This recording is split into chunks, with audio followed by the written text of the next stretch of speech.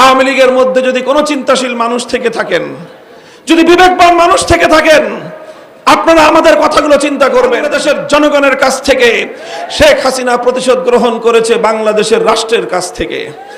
এই দেশটাকে তলাবিহীন ঝুড়িতে পরিণত করবার জন্য যা যা করতে হয় সবই শেখ হাসিনা করেছে। আর আপনারা শুনলে আশ্চর্য হবেন যে শেখ হাসিনা শুধু বাংলাদেশের মানুষের কাছ থেকে এই প্রতিশোধ গ্রহণ করেনি, সে প্রতিশোধ গ্রহণ করেছে স্বয়ং তার দল আওয়ামী লীগের কাছ থেকে। শুনলে অনেকে আশ্চর্যান্বিত হবেন যে এটা কেমন কথা।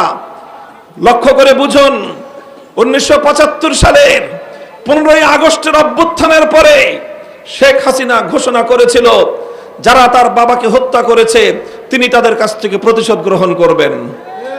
এরপর শেখ শুরু হলো তার রাজনীতি। 1975-এর 15ই আগস্ট থেকে 2024-এর 5ই আগস্ট